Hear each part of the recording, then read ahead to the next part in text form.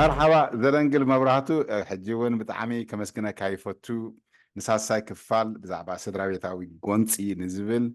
أبزغ تغي كفال دقبرناو بمجمران نتخطاتلتناي ريدي رينا of course زرنقل مبرهاتو first degree of social work محبراو مية of University of Calgary تمرغ مالتي كونا master's degree community economics development with محبراوي متأنا حبتي عبيت ماسترز بلايو بزعبا أب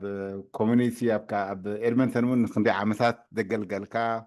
أبو مركونكا بزح قلت تسألك حاونا نامو نزي بزعبا قونسي أب سدرا بيت زنزبل نسها كفال مزازة من سمعتنا قدمين كلاين دي سمعوا بزعبو نيشتر كندسس ناو خنجمرو مينامو نعون صماء أتي قونسي خنبل كلنا بحفشاوي قدامي كفالن كلاي كفالن جبرنايو ناو خنا أتمو أبز حلف أوان بزعبا أرينج ماريس وقدلو نزبري ناتنكيفنايو حجيجن أفتا ناي مودة أتا مزازامي حدا كما يجيروم حاجزات رخبو كما يجيرو محاورات سبات قديت صوت هابزي لازم من بدها مالتي ويكا مكلاس نزي قدايات زي مالتيو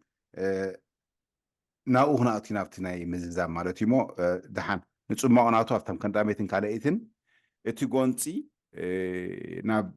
دقنا خي إذا قونت أخرج كله عقلته سواء سبيتن أنت وتصيت لنا من أسياتنا مسعبيو عبير رأي لو of course سود راح يكون كله تكوي بتفعل عليه هم أنا قرأت ليجن جدا لورا نزبل كمان كنت نكفي نامو نابخي أبيته نابخي إذا مدرخ مو أفتانا يسات ست خفال نزن كلتين قداميتن كالايتن مزازمي عن ثم كنقبر لهم تقونتي بحافشوا حجي بفاينانشالن بتخالق كنريوس أن إحنا مو اسكي مرحنا أنا بكم خيرك أبسط سيتي ولا أنا دقمة እንደገና ናብዚ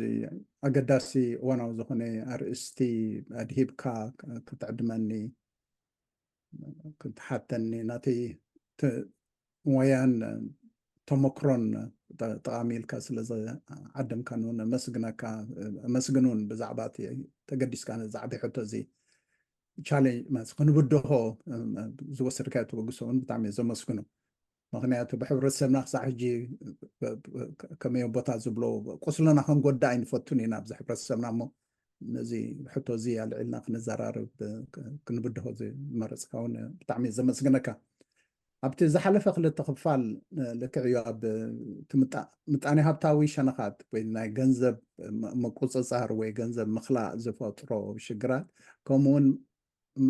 ስድራ ቤታዊ ወይ ስድራ ቤታት ግደ ተፃወታሉ መሱቦታት ከይትንክፍ ዶ ይኸውን ናብ ዝብል ኣርእስታት ቅሩብ ተናኺፍናዮ ኢና ገንዘብ ብፍላይ ምቁፅፃሩ ግደ ኣለዎ ዓብዪ ግደ ኣለዎ ግን እቶም ጎንፅታት ብዝተፈላለየ መልክዓት እዮም ዝረኣዩ እቲ ገንዘብ ምቁፅፃር ጥራሕ ኣይኮነን ንዑ ዝፈጥሮ ግን እቲ ጎንፂ ምህራም ኣሎ ንሓንሳብ ዚ ቾኪንግ ገለ ዝብሎ ብክሳድ ሓኒቕካ መፍርራህ ኣሎ ክህለኪ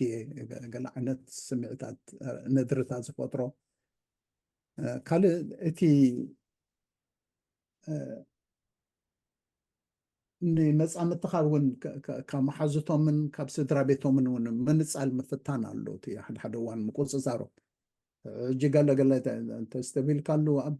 በይኖም ኣብ ሓደ ውሱን ቦታታት ካብቲ ሕብረተሰብ ድዩ ካብ መሓዙ ርዕቆም ክቕመጡ ዝመርፁ ኣለው ወይ ንኸይራኸባ ወይ ንኸይትራኸብ ውስንወን ቴሌፎን ከይድውላ ቴሌፎን እውን ቆፃፀርዎ ብቐፃሊ ድማኒ ምንኣኣስ እውን ኣሎ ምስትምዓቕ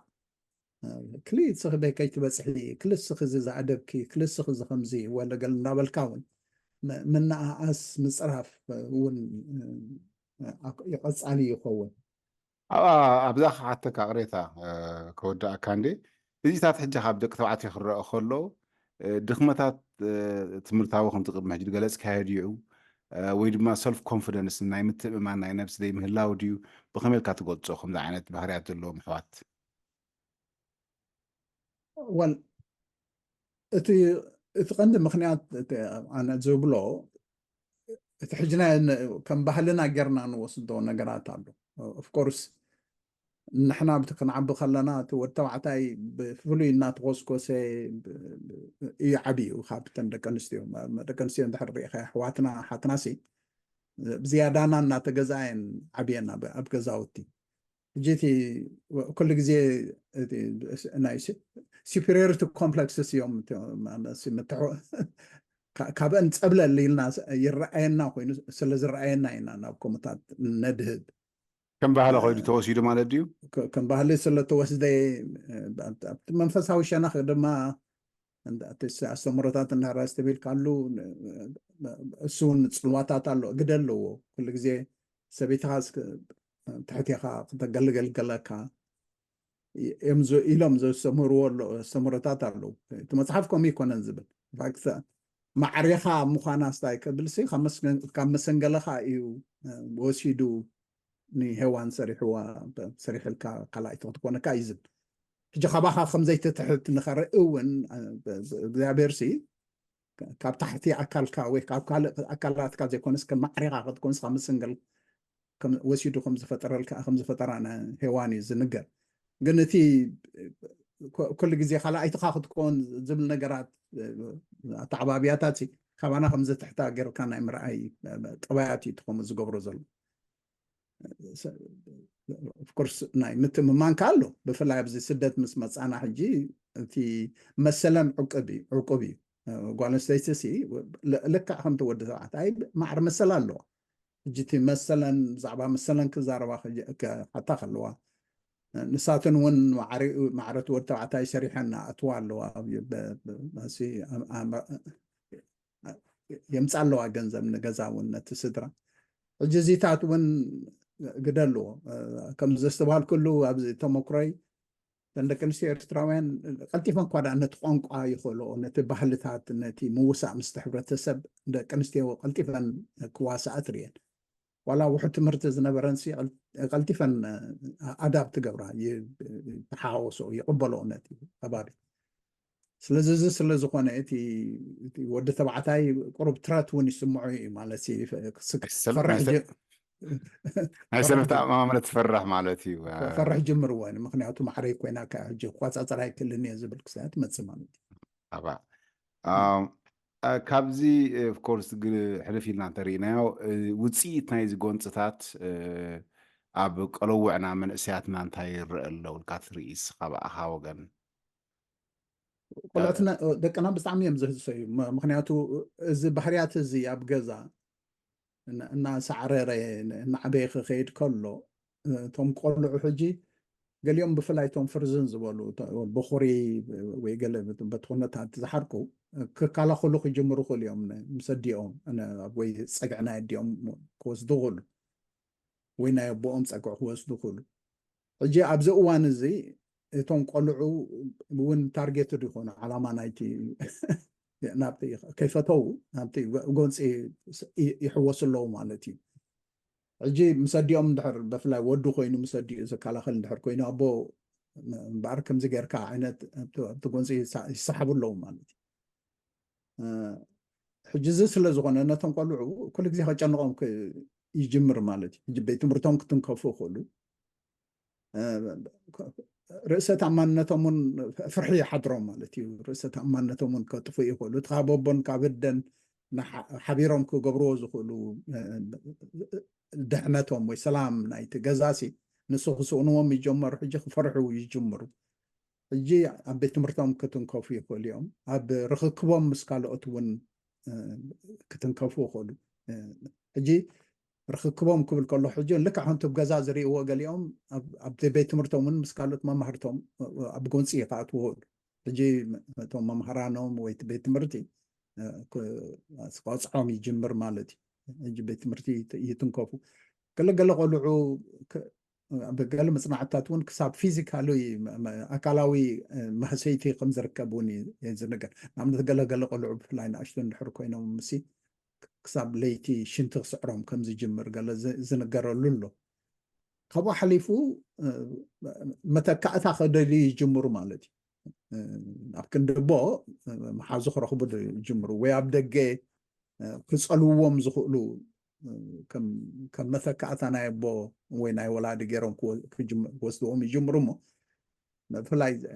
ገለ ነገራት ኣብ ሕማቕ ነገራት ዝወደቑ ዝኣተዉ እንድሕር ኮይኖም እቶም ከም መተካእታ ገይሮም ዝርእይዎም ዘለዉ ሰባት ወይ ዝቐርቦ ንሳቶም ኣብ ሕማቕ ነገራት ከእትዎም ክእል እዮም መስተ ድዩ ዝግናይ ብሓሺሽ ወዲ ሓሺሽ ድራግስ ነገር ከእትዎ ክፀልዎም ይኽእል እዮም ትምህርቶም እናሓመቑ እንድሕር ከይዶም ድማ ትምህርቲ ድሮፕ ኣውት እውን ክርከብ ትምህርቲ እውን ዘይቀፅሉ ክእል እዮም ማለት እዩ ሕጂ ትምህርቲ ቅፅሉ እንድሕር ዘይክኢሎም መተካእታ እንታይ ኢኹም መውዓሊ ክረኽቡ ክጅምሩ እዮም ማለት እዩ ሕጂ ኣብ ዘየድሊ ነገራት ክወድቁ ክእል እዮም እዚ ኩሉ ቆልዓ ከምኡ ማለት ኣይኮነን ግን ናብ ከምኡታት ክደፍኦም ይኽእል እዩ ቀንዲ ከዓኒ ፍርሒ እንድሕር ጀሚሩ ድማ እቲ ርእሰ ተኣማንነት ይጎድል እሞ ኣብ ዝኾነ ይኹን ዝገብርዎ ነገራት ሕጂ ኩሉ ግዜ ክብድህዎ ክሽገሩ ይኽእሉ እዮም ማለት እዩ ኮንፊደንስ ናቶም ከትዎ ተጀመሩ መርሓባ እሞ ዝሓን ኣብቲ ሕጂ ኣብቲ ተንኪፍና እንዲና ዝናይ ኣብ ደቆም ኣብ ደቅና ድመፅእ ሳዕቤናት ብሰንኪ ዝናይ ጎንፂ እንታይ ተገበራ ሓሽተን ደቂ ኣንስትዮ ኣሕዋትና ወይ ከምኡ እውን ከም ምሳሌ እውን ደቂ ተባዕትዮ ክጋጥሞም ይኽእል እቲ ብፐርሰንቴጅ ተሪኢኻ መብዛሕትኡ ግዜ ኣብ ደቂ ኣንስትዮ እዩ እዚ ፀገማት ዝረአ ኮረክት ሚ ኢፍ ኣም ሮንግ ሕጂ እስኻስ ከም ነዊሕ እዋን ኣብዚ ሙያ እዚ ብዙሕ ዘገልገልካ ኢኻ እሞ ከም ንወዲ ተባዕታይ ከም ሕጂ እስኻ ትቦ እንድሕር ኮንካ ለወባዊ ክትምክር ትኾንካስ እንታይ ምበልካዮ ኣብ ከምዚ ዓይነት ፀገማት ወይ ባህርያት ዘለዎ ወልቲ እናተይ ምክሪ ብመጀመርያ ብሕብረተሰብና እዚ ምክሪ ወይ ካውንስሊንግ ንሱ ኣይንቕበሎን ኢና ንቕበሎ እቲ ጠንቁ ኮይኑ ዝረአየና ኣነ እንታይ እዩ ዝበሃል እዚ ቁስልኻ ክሓውስ ፈውሲ ክደልየሉ ኣለካ ንቁስልካ ኣባና ግን ቁስልና ምሕባእ ኢና ንፈቱ ንሓንሳብ ሕጂ እቲ ነገር ክሳብ ዝስዕር ምድንጓይ ኣሎ እምበር ምፅኢሉ ኣይኮነን ኣብቲ ዝላዕለ ጥርዙ ዝበፅሕ በብቕሩ በብእዋኑ ዘይምርድዳእ እናተፈጥረ ክኸይድ ከሎ ኣብቲ እዋን እቲ ረድኤት ዝደለየ ሰብ እዚ ጠባያት ምቀያየር እንሎሞኒ እንታይ ትገብርክ ሓይሽ ኢሉ ሓደ ሓገዝ ክሓትት ትኽእል እዩ ሓገዝ ካውንስለርስ ኣለዉ ብካውንስሊንግ ክግበር ይኽእል እዩ ማለት እዩ ምክርታት እዮም ዝህቡካ እንታይ ምስትናካ ዓቕምታት ኣተሓሒጆም እዮም ዝኸድዎ እቲ ክግበር ዘለዎ መጀመርያ ተቐባልነት እዩ ነቲ ሽግር ከም ዘሎ ነቲ ሽግር ከዓኒ ፍታሕ ክትረኽበሉ ኢልካ ትብገስ ከም ዘለካ ምእማን ምቕባልን እዩ እቲ ኣገዳሲ ብወዲ ይኹን ብጓል ኣንስተይቲ ካልእ ኣሓት እውን እንተኾነ ሶምልላይ እቲ ፀገም ቅድም ከተላለየ ኣለካ ኢኻ ትብል ዘለካ ፋም ኮሬክት ምልላዩ ጥራሕ ዘይኮነሲ ነቲ ምሰለለኻዮ እውን ገለ ክትገብር ገለ ፍታሕ ክትረኽበሉ ተበግሶ ምውሳድ እዩ ትቐንዲ ምክንያቱ ዝኾነ ይኮን ካውንስሊንግ ኮነ እንድሕር ዘይድሉ ኮንካ ከገድዱካ ኣይኮኑን ነቲ ዝህቦካ ምክርታትን ማዕዳን መምርሕታትን ንዕኡ ከም መሳርሒ ወይ ክጠቕመኒ ይኽእል ክሕግዘኒ ይኽእልኒ ክፍቱነ ኢልካ ድልው ክትከውን ኣለካ ድሕሪ ዘይድልው ኮንካ ኣለሊኻዮ ጥራሕ ስቕ ምባል ዘይኮነሲ ኣለሊኻዮ ገለ ፍታሕ ክትረኽበሉ ኢልካ መፈታኒ እዩ ትቐንዲ ካውንስሊንግ ካብ ምፃኻያ ካብ ተንከፍካያ ከም ባህሊ ኣብ ሃገርና ተሪኢኻ ካውንስሊንግ ልሙድ ኣይኮነን ብዓበይቲ ዓዲ ሽማግለ ኣቦና ኣደን ድዩ ብክልተ ወገን እዩ እዚታት ፀገማት ንሪኦ ዶ ሕብረተሰብና ካውንስሊንግ ከተልዕለሉ ከላ ብፍላይ ኣብ ናይ ዶሜስቲክ ኢሹስ ትመፅእ ብኸመይ ይቕበሉ ኢልካ ትርኢ እስኻ ወይ ዝረኣኻዮ ነገራት ኣሎ ዶ እንታይ ተገብር ሓይሽ ብዙሕ ሰብ ኣይቀበላን ይፍትናን እዩ ግን ዝፍትኖካ ኣሎ ዝፈተንዎ ዝፈልጦም ኣለዉ ንኣብነት ግን ከም ዝበልካዮ መብዛሕትኡ ግዜ እቶም ዓበይቲ ክስቕ ድዮም ዝብሉ እቶም መራሕቲ ሃይማኖት ከስቕ ድዮም ዝብሉ እቶም ኣዕሩኽቶም ከስቕ ድዮም ዝብሉ ዝብል ማስ ትፅቢታት ስለ ዘሎ መብዛሕትኡ ግዜ ኣዕሩኽ ዓበይቲ ዓዲ ወይ ዓበይቲ ከባቢኻ ዘለው ወይ እውን መራሕቲ ሃይማኖትካ ኢድ ከእትዉ ከዘራርቡካ እቲ ልሙድ ልሙድ ኣብኡ ሕጂ ግደፎ ተባሂሉ እዩ ዝኸይድ ኣብ ካውንስሊንግ ክትኣቱ እንድሕር ኮንካ ግን ኣዕሙቕ ኣቢልካ ነቲ ጠንቅታት ከይተረፈ ኢኻ ትምርምሮ ንዕኡ መርሚርካ ኢኻ እንታይ ተገብረ ይሓይሽ እናበልካ ኣብ ፍታሕ ገፅካ ትኸይድ ማለት እዩ ሕጂ እቲ ሕብረተሰብና ዘይፈትዎ ሓደ ስሎ እቲ ዓሙቕ ኣቢልካ ምእታው ምስኡ ተሓሕጅካ መብዛሕትኡ ናይ ካውንስሊንግ መደባት ከዓኒ ገንዘብ ክትከፍለሉ ኣለካ ገንዘብ እውን ምናልባት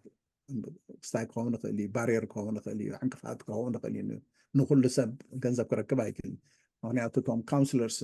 ብፍላይ ፕራይቬት ካውንስሊንግ ሰርቪስስ እንድሕር ከድካዮ ብሰዓታት እዮም ሴሽን ስውካ ነተን ሴሽንስ ገንዘብካ ከፊልካ ትኸይድ ጥቕመካ ይጠቕመካን ኦፍኮርስ ከመይ ትቕበሎ እዩ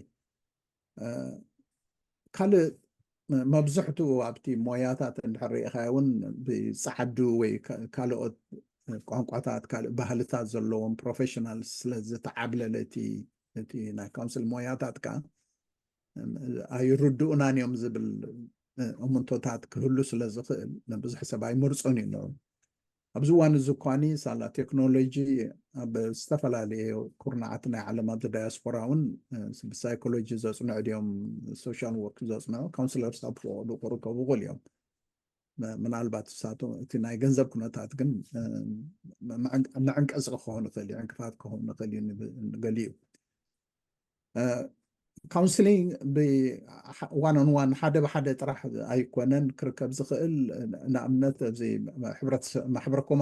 ማሕበረሰባትን ኣብዚ ዘለና ከባቢታት እውን ክገብርኦ ዝኽእላ ነገራት ኣሉ ንኣብነት ናይ ግሩፕ ካውንስሊንግ ዝበሃል ነገር ኣሎ ሕጂ ኣብ ሓንቲ ስፔሲፊክ ነገር ኣቲኻ ዘይኮነሲ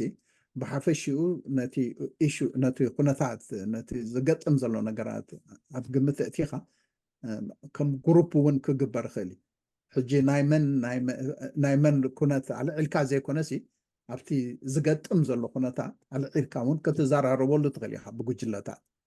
ንኣብነት ናይ ሰብኡት ናይ ደቂ ተባዕትዮ ናይ ሰብኡት ጉጅለ ክትገብር ትኽእል ኢኻ ናይ ደቂ ኣንስትዮ ጉጅለ እውን ክትገብር ኢኻ ሳፖርት ግሩፕስ ክትፈጥር ትኽእል ነቲ ዘሎ ጎንፅታት እውን እንታይ እዮም ምልክትታቶም ከይተረፈ ኣለሊኻ ፍትሖም ክንታይ ተተገብረ ይሓይሽ እና ምባል ክትኣትወሉ ትኽእል መስራሕቲ እውን ኣሎ ስለዚ ሬታ ብፕሮፌሽናል ኢኻ ዛርብ ዘለካ ፕሮፌሽናል ፋሲሊቴተርስ ጌርካ ነቲ ኢሹስ ብግሩፕ ደረጃ እውን ክግበር ይኽእል ሕጂ እቲ ሰብ ኣብ ክንዲ ተነፂሉ በይኑ ጥራሕ ሕፍረት እናተሰምዑ ፈሪሑ ዝተርፍ ካብቲ ሓደ ብሓደ ዝግበር ካውንስሊንግ ብጉጅለ ደረጃ ክግበር ከሎ ምናልባት ክደፍር ይኽእል ክኸውን ወይ ክደፍር ትኽእል ትኸውን ብዛዕባ እቲ ኢሹስ ክትዛረብ ብዛዕባ እቲ ዝገጥሞም ዘሎ ነገራት ክዘራረቡን ፍታሕ ምድላይ እውን በይኖም ከም ዘይኮኑ ንክትፈልጡ ሕጂ እቲ ማሕበረሰባት እውን ከምዚታት ክኢላታት እናምፅአ ኣብ ከምዚታት ዝኣመሰለ ርእስታት ክዘራረብ እቲ ሕብረተሰብ ፍታሕ ክርከብ ከተባብዓ ክእላ እንተን ማሕበረሰባት ኣብዚ ከባቢና ዘለዋ ኣብኣ እንፋክት ምስ ተተሓሒዛ ትኸይድ እያ ሕቶ ብፍላይ ኣብ ሓደስቲ ክመፁ ከለው ሰትልመንት ኣብዚ ክመፁ ከለው ስደተኛታት ማለት እዩ ብእዋኑ ብዛዕባ እቲ ብከስ ንድሕር ሰውዒልካ ኣለው ናብራ በዓል ኣፍሪቃ ናብራ በዓል ካናዳን በበይን እዩ ዋላ ተዓብያን ዋላ ሂወትን ባዕሉ ከምዚ ኦሪንቴሽን ኣገዳሲ ኮይኑ ይስማዓካ ዶ ብእዋኑ ገና ኣብ ካልእ ከይከዱ ከለው ካብ ቆልዓ ተዓባብያ ማለት እዩ ኖ ኢቨን ዶይ ዱ ተዓባብያ ግን ባህርያት ኣብ ኖርዝ ኣሜሪካ እንታይ ዓይነት ኣተዓባብያ ኣለዎ ከምኡውን ኣብ ክልተ ፅቡዳት ዘለው መሰላት ናይ ደቂ ኣንስትዮን ባህርያታት ሒዝካያ ድመፃኻ ንዝብል ከምኡ ዓይነት ኦሪንቴሽን ወይ ድማ ናይ ወርክሾፕ ኣለካ ምሽ ናይ ዓውዲ ስራሕ ጌርካ ገና ከይሰገሙ ከለው ምሃብ ኣገዳሲ ኮይኑ ደስማዓካ نزيتات قونت كده نقنس مالتي ياكل كحت انتو قناص ابتم حدثتي ويابتم نبرات اب كله زلي هو سلازي بروبورشن ايناي ابي ناي ادمز زي صنحي زي كفل عليه خلقون جن انا قرب ما سقرب تي اتعلاليا قلع اب سمين امريكا قال بحفيشو هذا زاربهم تغليها حدش كون كاغن بزح نجارية بزحكا جمريات حبريتات بزح يبقى حدش كون كاتا تخلى خبز عدي تخطو صنعو زلكا تخطو فلطو زلكا نجرا كاب ناي مقعزيا ترانسبورتيشن سيستمز ناي مقعزيا سيستمز جمير كان ناي بانكين سيستم ناي تمرتي ناي حكمنا حجي حدش كون كاسي نستي مكيار ناي كبابن ناي بوتان تفلطون واحد ناي تفلطو تقروا سابون واحد سلازلوتي مقياش الله حجي اوفرويلمد زخونو خويني زرعني انا نغزا رسيك متصخلو اي واز اوفرويلمد بتي زهبون زنبر حبريتات بزح يزوابك حجي سو سلازخونه بب قروب بحفشي واب تمرتي قسنا بالكاف وهاب صبغ حجي بزي محبرسب ابزي ناي ادمنتن ناي ارترالان كساين غبرو بفلا يبدا كنستيو طرح ادهي بدا انبر قدا ما حسب ورحي بجوجل كستاتنا قبلنا جوجل ميت قبلنا بتندك انستيو عبالات نايت محبرسب طب 5 بس حنا حنسب تبصري زساتو فوق بزعبا تعنانا يقول ستيتي بزعبا عود حذر بزعبا اتعلاليا قلعو عب السدد بزعبا فاينانشال بانكينج قال نابلنا قص نابلنا بتجرينيا بانجلش تخوين تمرتونا بتجرينيا ترجمنا انه هو تمرت تاتالو جيب زحد قداسي تغام مخاني تقصين تي سقام زلون تايو كنت قال لك كمالتي حجو مخنيات كله معري كونن تي ناي تمرتوي دحر بايتو باك جراوند ناي كل سب قال لي انا مساكن عدل زي رخباني نايش تخوين وتين سدات بكرتاتين حجيتي ما بعتها تمرتون كي صغبو زوصاي جت كل حبريتات بحسب كتبه اشغاري النسب جن اقداسي بقربنا قبر كافه اتي ارستات ان فلا خاطت ما بزاراربلو تمر كم من قصة تكال كنت عنت أبينا إيجنس خير النزيتات أجمعت كقاتم كله جونسي كقاتم كله بخمي أبروش جورو نبينا بوتات خدا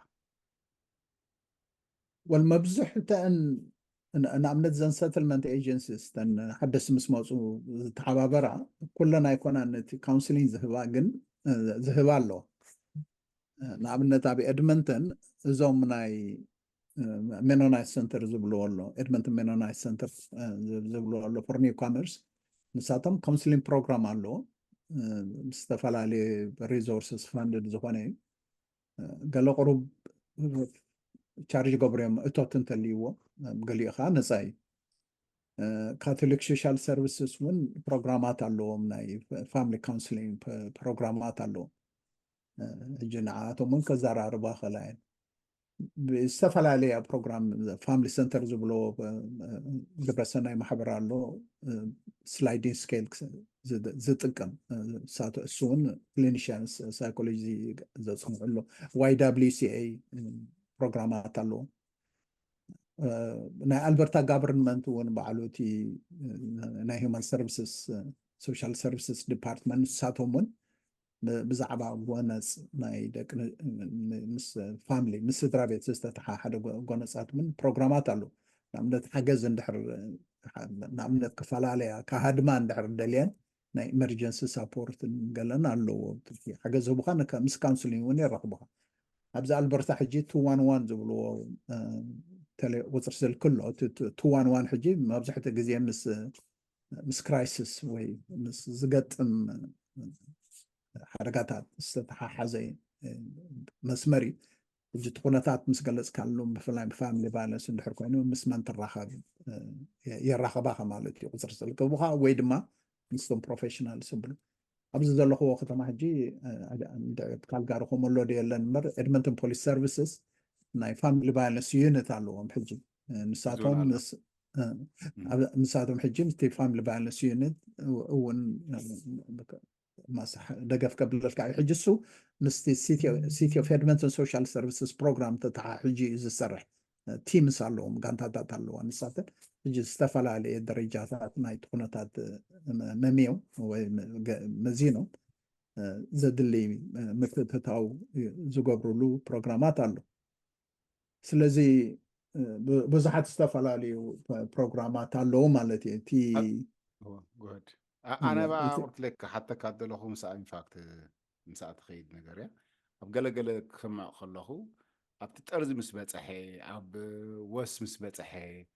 ኣሎ ክጎድፎ ኢሎም መዓንቲ ክቅየር ኢሎም መዓንቲ ዝበሃላት ኣለዉ ገለገለ ከዓ ኣብ ሓደጋ ድወድቁ ኣለዉ ንከምዚ ዓይነት ደቂ ኣንስትዮ ኣሕዋትና እንታይ ክላቦ በርከስ ሓደ ግዜ ሲ becomes too late you think it's going to change especially somebody ድሕሪ ወስ ክብል ጀሚሩ ሰብኣይ ድሕሪ ወስ ከንታይ ኣሎ ንዝብል ነዚ ኣብዛ ከምዚ ዓይነት ዘሎ ሪሌሽንሽፕ ወይ ከዓ እንታይ ለቦዋት ህቦም ወይ ድማ እንታይ መኽሪ ትህብ ብቐፃሊ እዚ ነገር ዝርከብ እንድሕር ኮይኑ ናብ ተመክሮና ከዓኒ ኣብ ሕማቕ ዘወደቓ ኣሓት እውን ስለ ዝረኣና ኣብዘይተን ደቂ ኣንስትዮ ሓፍትና ክገብርኦ ዘለወን ልክዕዩ ቆልዑ ወሊደን ሓዳር እዚ ከምዚ ገይረ ንዓመታት ዝስራሕ ኩሉ ሓዳር ብቐሊሉ ኢለን ኣብ ክልተ ዝኾና ኣለዋ ትቐንዲ ግን እንታይ እዩ ፕላን ምግባር እዩ መደብ እዚ ነገር እዚ እንድሕር መፂሲ እንታይ ክገብር ኣለኒ ኢልካ ፕላን እንድሕር ጌርካሉ ምድላው እንድሕር ጌርካሉ ፀኒዕካ እቲ ነገር ኣብ ሕማቕ ገፁ ኣብ ዝኾነሉ እዋን መጀመርያ ክግበር ዘለዎ ናተንን ናይ ደቀንን ድሕነት እዩ ከሰብላሉ ዘለዋ ንዑ ካየን መደብ ክገብራሉ ዘለዎን ሕጂ ኢሚድየትሊ ሓገዝ ክረኽባሉ ዝኽእላ ነገራት ኣብ ሕማቕ ገፁ እንድሕር ከይዱ 911 ምድዋል ድዩ ፖሊስ ደዊልካ ኣገዳሲ እንድሕር ኮይኑ እንተ ደኣ እስኪ ሎ ምሸት ርሒቆሉ ክሓድር እየ ወይ ናብ ስድርኡ ወይ ናብ ኣዕርኽቱ እስኪ ተደወል ከሎም ክዛረብዎ ክእሉ ደዋል ኣውፂኦም ክሓድሩ ክዝሕል ገለ ኢልካ መደባት ክወፅእ ክእል እዩ ገለ ከዓኒ ውፀለይ እውን ክብልኦም ምኽእላይ ውፀለይ ወይ ፖሊስ ክፅዋዓልካ ክእል እየ ኢለን እውን ኣብ ኮሚታት ክኣትዋ ክእለን ሕጂ እቲ ነገር ፕላን ምግባር እዩ ንኩሉ ንኩሉ ክትዕወተሉ ትኽእል ኢኻ ማለት ኣይኮነን መደብ ክትወስድ ኣለካ ንኩሉ ክትዕወተሉ ትኽእል ኢኻ ማለት ኣይተረኽበን ማለት ኣይኮነን ንኣብነት ኣነ ንስኻ ንፈልጦ ሕጂ ዝገጠመ ብዛዕባ ስተያት ክርከብ ክእል እንድዩ ዋላ ኣብ ካልእ ዓድታት እውን ዝገጠመ ሕጂ እቲ ነገር ግን እናቐፀለ እናሳዕረረ እናኸፍአ እንድሕር ከይዱ ሲ መደብ እንድሕር ጌርካ ፀኒዕካ ነብስኻ ከተድሕነሉ ትኽእል ነብስኻን ደቅኻን ከተድሕነሉ ትኽእል መንገዲ ሓሲብካሉ እንድሕር ፀኒዕካ ዝቐለለ እዩ ስለዚ መደብ ምውፃእ ፕላን ምግባር ብዛዕባኡ ኣገዳሲ እየ ዝብሎ ኣነ ኣድላይቲ ኣገደስቲ ዝኾኑ ቁፅሪ ስልክታት ብቐረባ ምህላው ቴሌፎንካ ቴሌፎን ካብ ኢድካ ዘይምርሓቕ ብፍላይ ኣብዚ እዋን እዚ ሕጂ ብቐረባ ቴሌፎን ብቐረባ ክህልወካ ኣገዳሲ እዩ ሕማቕ ተተረኺቡ ብጉያ ክትከዶ ትኽእል ከባቢ ወይ ገዛ ኣሎ ኦፍኮርስ ዊመን ሸልተርስ እውን ኣሎ ደቅኻ ሕጅካ ናብ ዊመን ሸልተርስ ምኻድ እውን ኣሎ ሙቹ ኣይኮነን ግን ግዜያዊ መሰጋገሪ ዓይነት ክኸውን ይኽእል እዩ ግን ዕሩኽ ድዮም መሓዙ ወይ ዊመን ሸልተርስ ቀልጢፍካ ተብለሉ ቴሌፎናትካ በቀረባ ምህላው ገለ ቁርብ ካሻ ብኢድካ መሓዙ እውን ፅቡቅ እዩ ከምዚ ኢመርጀንሲ ሓስቦ ሕማቕ ተተረኽበስ እዚ ኣላህንን ዶ ኢልካ ምሕሳብ ኣገዳሲ እየ ዝብሎ መርሓባ ዘደንግል ሓወይ ቲንክ ዘዚምና ኢና እሞ ብዙሕ ነገራት ካበር ጌርና ኣለና ገለ ምስ ዝገበርኮ ተልዩ ስኻ ትሪኦ ነገር ካብቲ ተመክሮኻ ዕድል ክበካ እየ والكاب تمكري بزح عندي تري كله كشفنو أي أتخيل عبد الله حابة تكون إيوان بقول تودو أي تغلني ها هو تي قند خبرة زد اللي بزح برتسمنا أنا بفلاي نزو حواتي دك تبعتي مخنيات تزبزحي كابتم حواتي دك تبعتي زقت من نجارات سلزري نسم كبدلو على حلقة يسأل دك نستيو كسانانين مش أي سانانين مالتي أوكي. كنت زبزح جن ود تبعتي تبعتي. نبزح وان كأني نحنا دك تبعتي إن نبدل إزبل ترو حجي نحنا دك تبعتي سي انتي تجبرنا إنا كان عريون نخل كان محيشون نخل لابز بالكستات مس محازوتنا دينا مس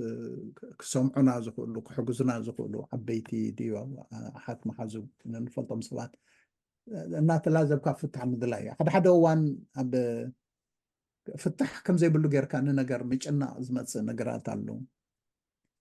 ስለዚህ ዝኾነ ይኹን ነገር ፍታሕ ዘይብሉ ነገር የለን ግን ግዜ ወሲድካ ይህን ምባል ሓደ ሓደ እዋን ሕርቃን ይመፅ ሕጂ ሕርቃነ እንዲ ክቋፃፀሩ ዘይከኣልኩ ገለ ዝበሃል ነገራት ኣሎ ሕርቃን ግን ፍቅረኪ ኢልካ ዝተመርዓኸያ በዓልቲ ቤትካ ኣደ ደቅኻ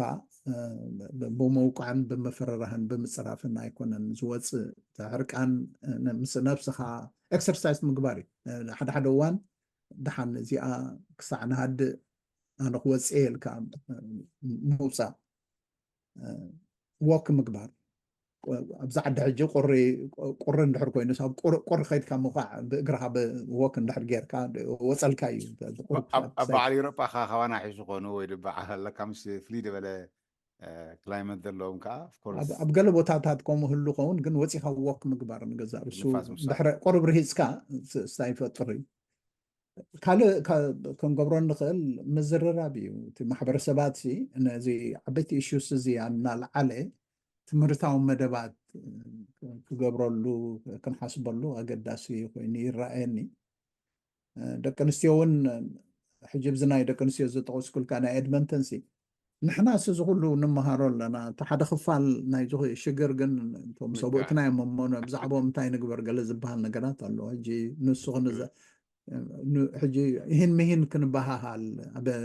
ኣብ ዳያሎግ ክንኣቱ ንሕና ኢና ንፈልጥ ጥራሕ ክንብለን ክንነብር የብልናን እየ ዝብላኒ